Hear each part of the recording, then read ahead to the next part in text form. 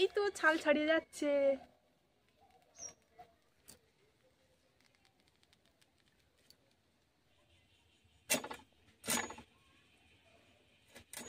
নমস্কার, আমি নন্দিতা সুন্দরবন লাইফে আরও একটি নতুন পর্বে সকলকে জানাই অনেক অনেক স্বাগত। আশা করি তোমরা সবাই ভালো আছো, সুস্থ আছো। তো আজকে নদীতে যাব না, প্রতিদিন নদীতে গিয়ে একটা কষ্ট হয়ে যায় ঠান্ডার সময়। আজকে বাড়ির কিছু কাজ বাজ করবো, আর কালকের যে খাট থেকে কুচে মাছ পেয়েছিলাম সেই মাছ রান্না করব। যে মাছগুলো পেয়েছিলাম কুচে মাছ ধরেছিলাম, সেই মাছগুলো আজকে ব্লেড নিয়ে এসেছি। তো কিভাবে কি কাটছি না কাটছি সম্পূর্ণটা দেখো, আশা করি তোমাদের ভালো লাগবে। তো কুচা মাছ বের করলাম, এখনো আছে এতে, তবে এক এক করে ধুয়ে বেঁধে এখান থেকে এখানে ঝুলিয়ে দেবো।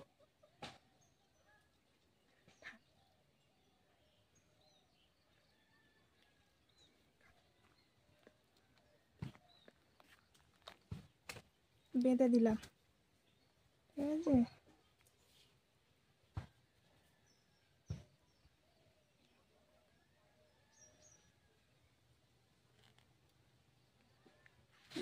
কেমন লাভ দিচ্ছে, তাই এখানে ঝুলিয়ে দেবো।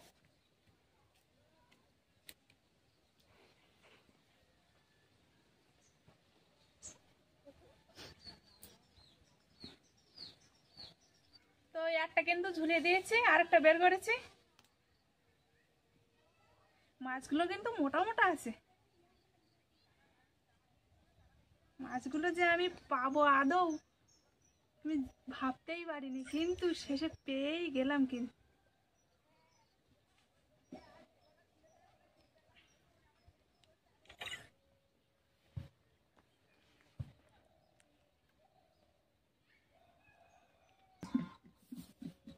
তো দুটো মাছ ঝুলে দিয়েছি। মাছ কিন্তু দুটো। একটা প্রশ্ন থাকে যে তিনটে মাছ পেয়েছিল, দুটো মাছ ঝুলালে কেন, আরেকটা মাছ কোথায়?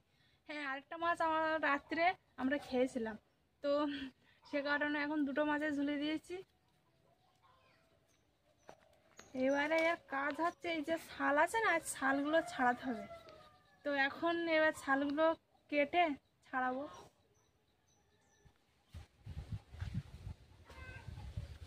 কোনোদিন এসব করিনি আমি। কুচি মাছের ছাল নাকি ছাড়িয়ে খেতে হয়, তো সেই জন্যে কুচি মাছের ছালগুলো ছাড়ানোর জন্য এইভাবে কাটছি।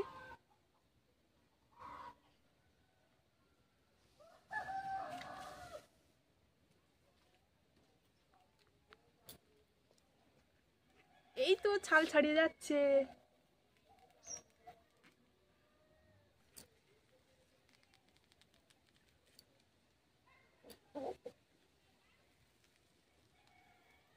এই যে লেজের থেকে বেরোয়নি এখনো ছালটা। এই এবার এর যে নাড়ি আছে না, সেই নাড়িগুলো এবার বের করতে হবে। আবার রক্ত,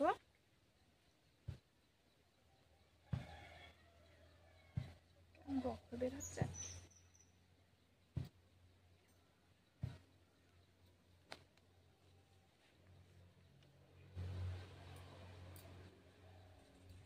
কুচে মাছের কিন্তু প্রচন্ড রক্ত হয়। মাছটার গায়ে প্রচন্ড রক্ত বের হয়েছে। এমনি কুচে মাছে শুনেছি কুচে মাছের গায়ে নিয়ে প্রচন্ড রক্ত হয়। তো একটা কাটা হয়ে গিয়েছে, আর একটা তাড়াতাড়ি করে কেটে নেব।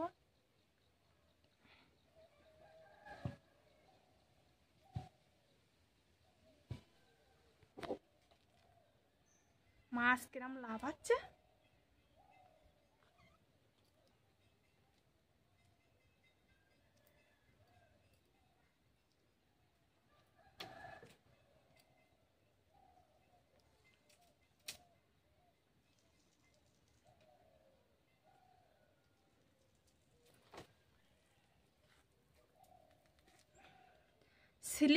স্লিপ হয়ে যাবে, সেই জন্য নেটের সাহায্যে ছালটা ছাড়াচ্ছি আর কি।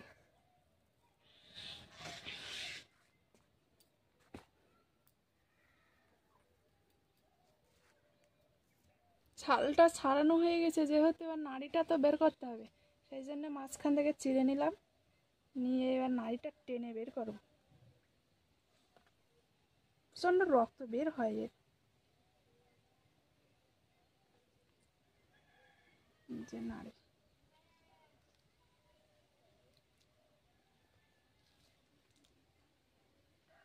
তো মাছ দুটো ছাড়ানো কমপ্লিট হয়ে গেছে। আর এর মানে নাড়ি টাড়ি যা কিছু থাকে সব কিছুই পরিষ্কার করে নিয়েছি, শুধু মাথার দুটো তো কেউ নেয় না, তো মাথা দুটো কেটে পিস পিস করবো।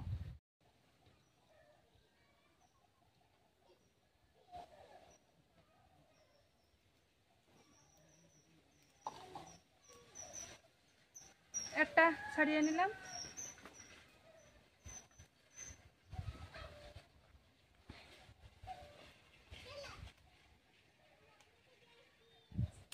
ব্যাস, এবার মাছগুলো পিস পিস করতে হবে।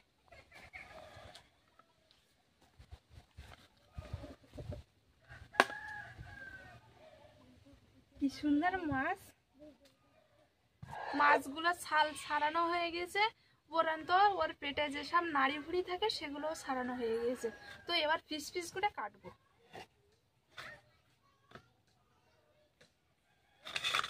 প্রচন্ড রক্ত বেরোয়েছে, আমার হাতটা পুরো একদম লাল হয়ে গেছে। তো ওইখানে ঝুলিয়ে রেখেছিলাম, তার নিচে পুরো টপ টপ করে রক্ত ভর্তি হয়ে গেছে, সেগুলো আবার আমি গোড় দিয়ে নিলাম।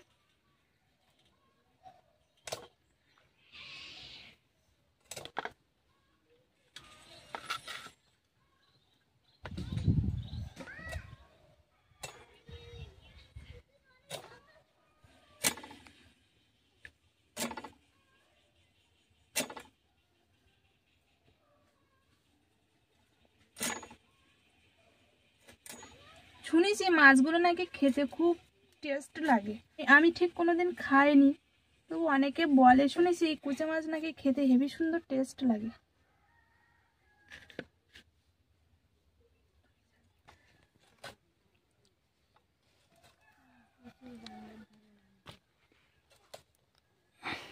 মাছগুলো কাটা হয়ে গেছে, এবার ধুয়ে এনে বাড়ি নিয়ে গরম জলে ধুয়ে নেব। আগে পুকুরের থেকে পরিষ্কার করে নেই। তো বাগানে চলে আসলাম, তো লাল শাক তুলবো এবার। এইখান থেকে তুলি।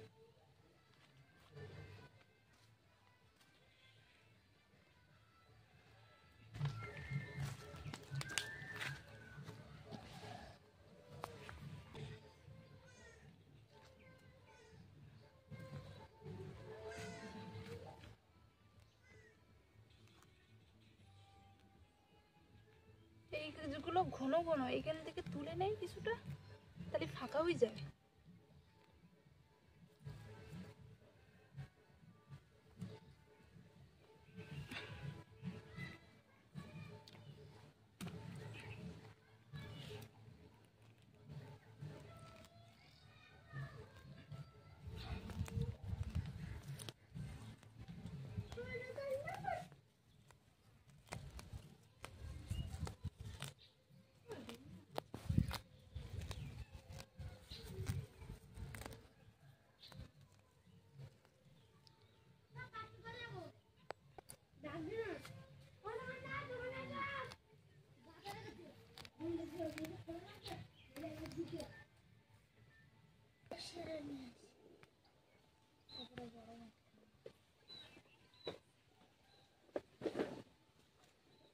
শাক কিন্তু অনেক তুলেছি, আর তুলবো না, আর ঠিক নেওয়ার মতো নেই, যেগুলো নেওয়ার মতো ঠিক সেগুলো নিয়ে নিয়েছি।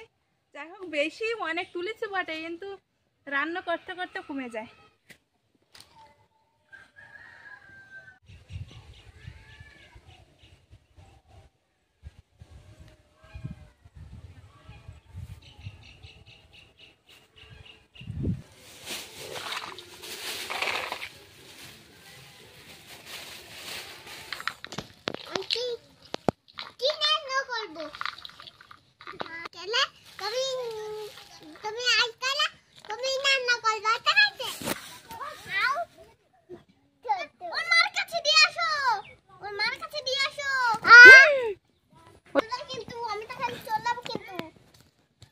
শাকটা তো তুলে নিয়ে এসেছি, তোমরা দেখতেই পেয়েছো।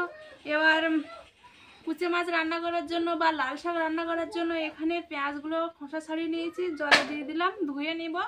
আর কাঁচা লঙ্কাগুলো এরকম জলে দিয়ে নিলাম।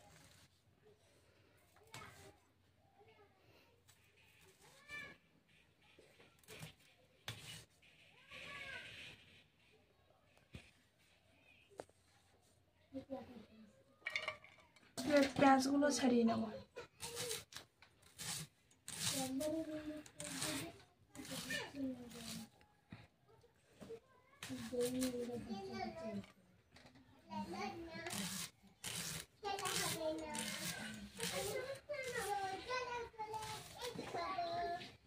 এই লাল শাক তুলেছিলাম বাগান থেকে, লাল শাকগুলো বেছে ধুয়ে নিয়ে আসবো।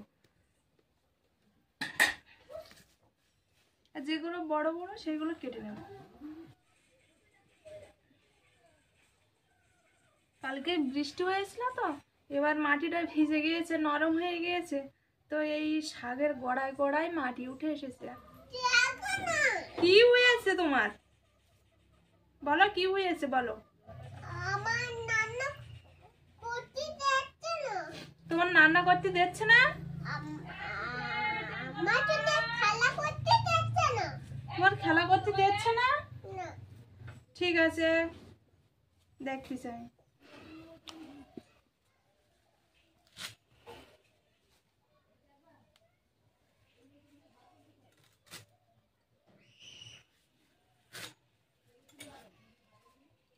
হয়ে গেছে।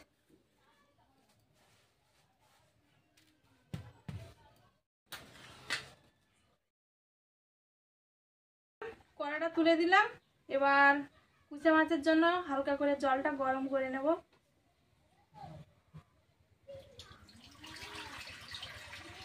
জলটা গরম হয়ে গিয়েছে, এবার জলটা গামলিতে ঢেলে দিলাম।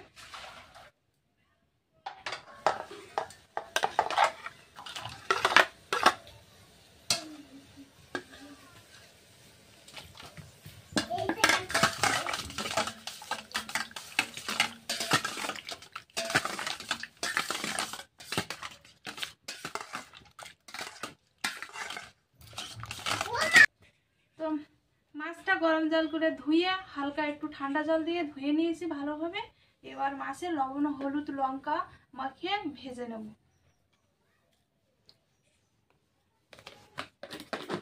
এক চামচ হলুদ দিয়ে দিলাম,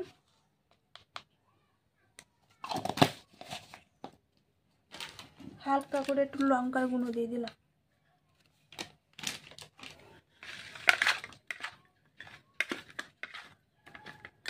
এবার ভালো করে মাখিয়ে নেই। এবার কড়াটা গরম হয়ে গেছে, এবার তেল দিয়ে নেই।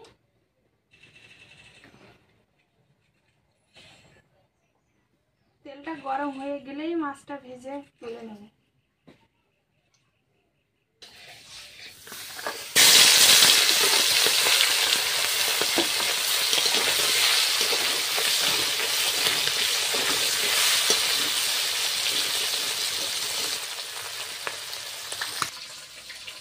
মাছটা ভাজা হয়ে গিয়েছে, এবার তুলে নিচ্ছি।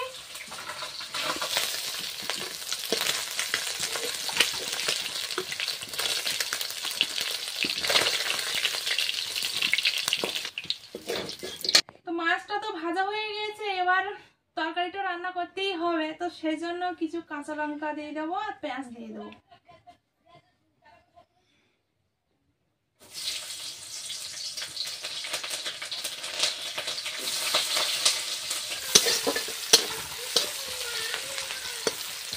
পেঁয়াজটা হালকা ভাজা ভাজা হয়ে গেলে আদা রসুন বাটা একটু দিয়ে দিয়ে মাছটা একসাথে কষাই করবো মাংসের মতো।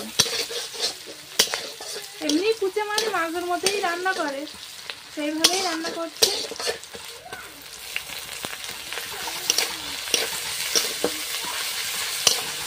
এক চামচ হলুদ দিয়ে দিলাম, পরিমাণ মতো লবণটাও দিয়ে দিলাম, একটু লঙ্কার গুঁড়ো দিয়ে দিচ্ছি।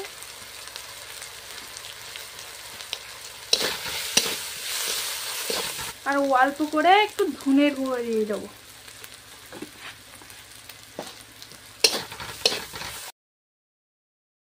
মশলার সাথে একসাথে কষাই করে নেবো মাছটা। আমার ভালোভাবে কষানো হয়ে গিয়েছে, এবার জল ঢেলে দিই। তো তরকারিটা কিন্তু হয়ে গিয়েছে। এই যে গরম মশলা, তো এই শাহি গরম মশলা, এই গরম মশলাটা দিয়ে নামিয়ে নেব।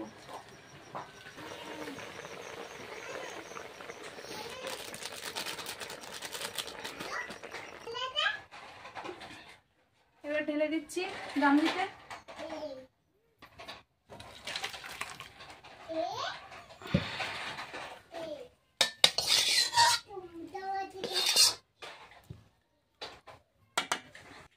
তো এবার এখানে অল্প করে ধনে পাতা কোচা ছিল, সেই ধনে পাতাগুলো দিয়ে দিচ্ছি।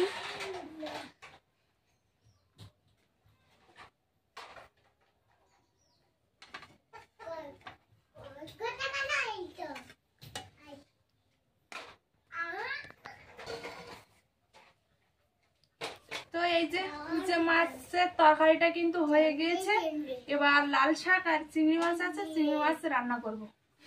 পাখি এত ঝামেলা করছে, দেখো ও কাঁদছিল, তো ভালো ভালো করে ডেকে এনে কোলে বসিয়ে রেখেছি।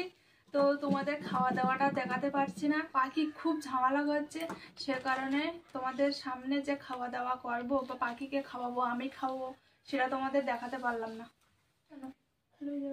তো কাঁদো না, বসো। তো আজকের কুচে মাছ কাটা থেকে শুরু করে বাগানের শাক তোলা বা রান্না বান্না করা তোমাদের কেমন লেগেছে অবশ্যই কমেন্টে জানিও। লাইক করো আর বেশি বেশি করে শেয়ার করে দিও। আর যারা যারা আমার চ্যানেলে নতুন বন্ধুরা আছো তারা সাবস্ক্রাইব করে আমার পাশে থেকো। তো দেখা হচ্ছে নতুন আরে পর্বে, ততক্ষণ তোমরা ভালো থেকো, সুস্থ থেকো। আর এতক্ষণ আমার সঙ্গে থাকার জন্য সবাইকে জানাই অসংখ্য ধন্যবাদ।